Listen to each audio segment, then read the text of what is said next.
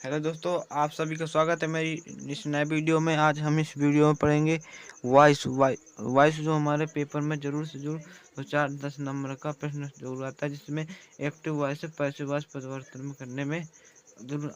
चलो आज हम इस वीडियो को स्टार्ट करते हैं। आज पढ़ेंगे वॉइस। वॉइस का अर्थ हिंदी वाच होता है वाच्य। वाच्य माने होता है वाक्य या कथन। वो मतलब हिंदी वॉइस में वाक होता है। वॉइस जो होता है वो दो प्रकार का होता है। मतलब एक होता है एक्टिव वॉइस, जिसको हम कर्तवाचक होते हैं, और एक होता है पैसिव वॉइस, जिसे हम कर्मवाचक कहते हैं। एक्टिव और पैसिव वॉइस को हम पढ़ेंगे। मतलब कर्ता प्रधान वाक्य, वह वाक्य जिसमें कर्ता प्रधान होगा उसके हम एक्टिव वॉइस कहते हैं, और वह वाक्य जिसमें कर्म प्रधान होगा उसको हम पैसिव वॉइस कहते हैं। एक्टिव एवं पैसिव वॉइस के रूप को समझेंगे। मतलब एक्टिव वॉइस और पैसिव रूप कैसे होते हैं। तो एक्टिव वॉइस है साधारण टेंस। एक्टिव वॉइस होते हैं जब साधारण टेंस हमारे होते हैं, साधारण वाक्य होते हैं जो एक्टिव वॉइस होते हैं। जैसे आई ईट ए मैंगो, यह एक्टिव वॉइस है। अब तो अध्ययन करेंगे पैसिव वॉइस। वह टेंस है जिनमें बाई द्वारा, जिसका बाई या द्वारा का उच्चारण होता है। वह टेंस मतलब वह टेंस जिसमें बाई या द्वारा का उच्चारण होता है। जैसे मैंगोज आर ईटन बाई मी, मतलब आम उसके द्वारा खाए गए। हम पढ़ेंगे एक्टिव वॉइस से पैसिव वॉइस बनाने के रूल। हम एक्टिव वॉइस से पैसिव वॉइस बनाने के रूल पढ़ेंगे। अब पहला है एक्टिव वॉइस के कर्ता पैसिव वॉइस में परिवर्तन। मतलब एक्टिव वॉइस करता होगा, हम उसके पैसिव वॉइस में कैसे परिवर्तन करेंगे। आई करता होगा हमारे तो उसको मी में परिवर्तन कर देंगे, और यू करता होगा तो हम यू में ही रहेगा, और ही करता वाले को हिम में परिवर्तन करेंगे। नेक्स्ट है हमारा सी करता होगा तो मतलब हर करेंगे। इट का इट ही होता है, और दे का देम होता है। और किसी का नाम होगा तो हम एक्टिव वॉइस से पैसिव बनाने में उसका नाम ही का उपयोग किया जाता है। वी का कर दिया जाता है एक्टिव। हम पर एक्टिव वॉइस के ऑब्जेक्ट कर्म को, एक्टिव वॉइस के ऑब्जेक्ट या कर्म को पैसिव वॉइस में सब्जेक्ट के स्थान पर लिखते हैं। मतलब एक्टिव वॉइस के ऑब्जेक्ट मतलब कर्म को पैसिव वॉइस के सब्जेक्ट के स्थान पर लिखते हैं। जैसे राम सिंह ए सॉन्ग, मतलब ये हमारा एक एक्टिव वॉइस है जिसमें ये कर्म है, जिसको हम पैसिव वॉइस में ए सॉन्ग इज, मतलब a song is song by Ram, मतलब ये हमारा नाम राम है, तो इसका हमारा एक पैसिव वॉइस में परिवर्तन राम ही होगा। अब हम इस नियम को पढ़ेंगे।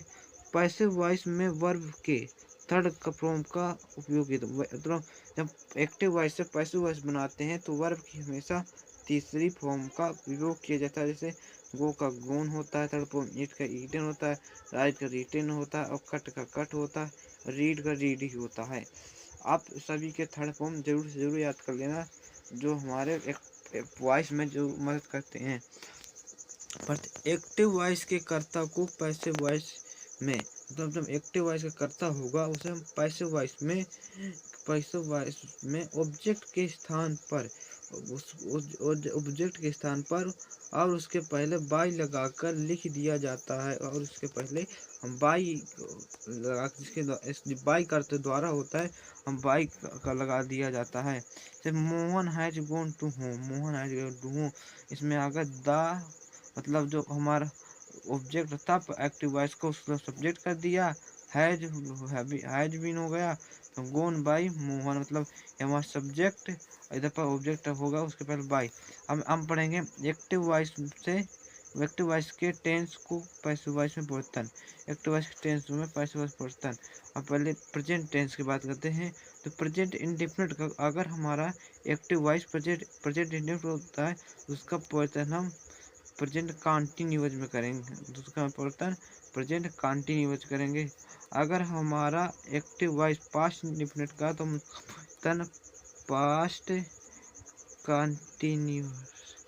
कंटिन्यूअस में करेंगे। अगर हमारे फ्यूचर का तो हम इसे फ्यूचर कंटिन्यूअस में करेंगे। फ्यूचर कंटिन्यूअस में करेंगे। अब ये होगा हमारा। फिर हम अगर प्रेजेंट अगर हमारा एक्टिव वॉइस प्रेजेंट परफेक्ट का है, परफेक्ट का है, तो हम उसका परिवर्तन प्रेजेंट परफेक्ट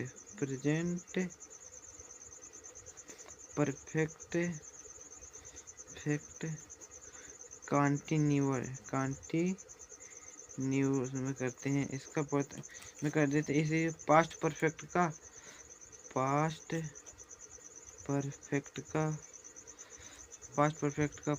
परफेक्ट कंटिन्यूस में करते हैं। पास्ट परफेक्ट कंटिन्यूस में करते हैं। इसलिए इसी प्रकार फ्यूचर परफेक्ट का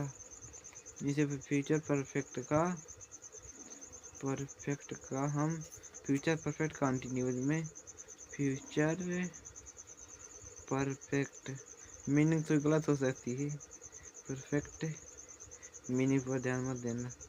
कंटिन्यूस हम पूरा समझेंगे। अगर हमारा एक्टिव वॉइस इंडेफिनिट मतलब प्रेजेंट इंडेफिनिट का, तो उसको हम प्रेजेंट कंटिन्यूस में मतलब उसके नीचे वाली तो पढ़ेंगे। और पास्ट अगर पास्ट इंडेफिनिट का, तो हम उसको पास्ट कंटिन्यूस में बदलेंगे। अगर फ्यूचर इंडेफिनिट का, तो हम फ्यूचर कंटिन्यूस में। अगर पास्ट प्रेजेंट परफेक्ट का, तो पास्ट प्रेजेंट परफेक्ट कंटिन्यूस में। पास्ट परफेक्ट का, तो पास्ट परफेक्ट कंटिन्यूस में। फ्यूचर का, तो फ्यूचर परफेक्ट कंटिन्यूस में परिवर्तन करेंगे। हाँ दोस्तों, अब हम कुछ ट्रिक बताएंगे जिनसे आप वॉइस को आसानी से कर सकते हैं। हम ये जो हमारा मूल मंत्र है, ये जो जिसमें वर्ब की आईएनजी फॉर्म नहीं होती है, उस वाले के लिए है। जैसे एक्टिव वॉइस के ऑब्जेक्ट को सब्जेक्ट के स्थान पर लिखते हैं। एक्टिव वॉइस के ऑब्जेक्ट को पैसिव वॉइस में सब्जेक्ट के स्थान पर लिखते हैं। जैसे हम कहते हैं ऑब्जेक्ट को सब्जेक्ट के स्थान पर लिखते हैं। जैसे हम लिखते हैं उसके अगले वाले टेंस की सहायक क्रिया। जैसे प्रेजेंट इंडेफिनिट है, उसके अगले वाले प्रेजेंट कंटिन्यूस। जैसे पास्ट इंडेफिनिट है, उसके पास्ट कंटिन्यूस। फ्यूचर इंडेफिनिट है, फ्यूचर कंटिन्यूस। इस प्रकार से अगले वाले टेंस की सहायक क्रिया लिखते हैं। और इसमें उसके बाद वर्ब की थर्ड फॉर्म, फिर बाई लगा देते हैं। फिर एक्टिव वॉइस के सब्जेक्ट को ऑब्जेक्ट के स्थान पर लिखते हैं। जैसे उदाहरण देखते हैं, she does not singing a song. She does A singing a song. जैसे देखिए हमारे एक्टिव वॉइस का ऑब्जेक्ट है,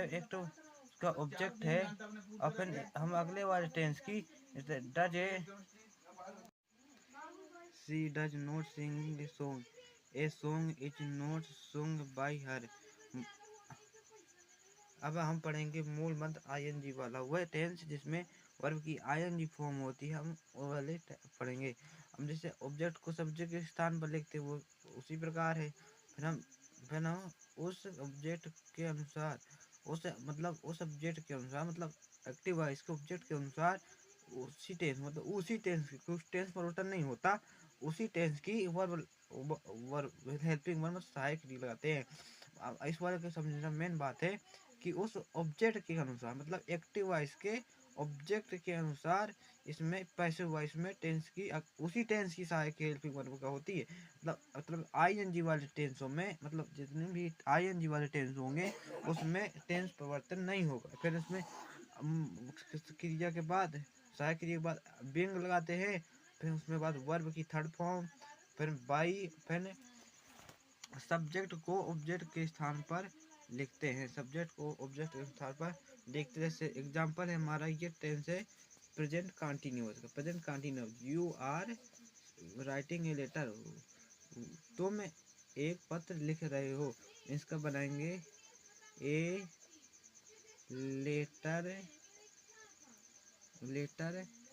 लेटर है, एक वचन है, इसलिए हम इसको एज का प्रयोग करेंगे। सहायक क्रिया एज हो जाएगी।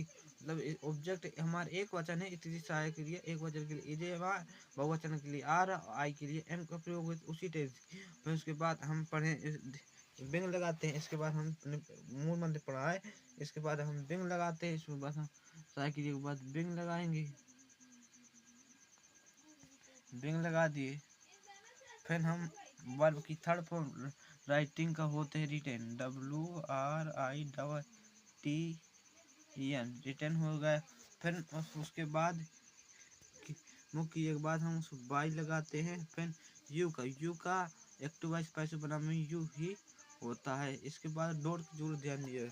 फिर हम अब दूसरा टेंस जैसे they are selling mangoes, they are selling mangoes.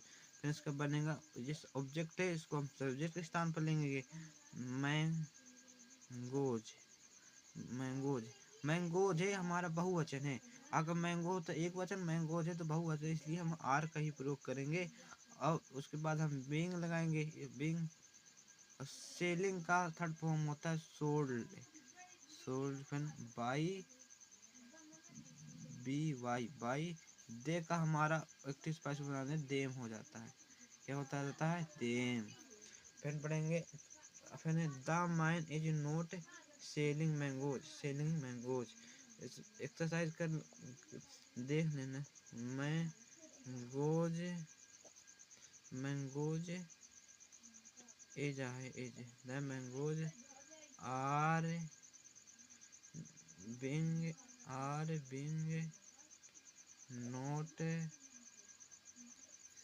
Sold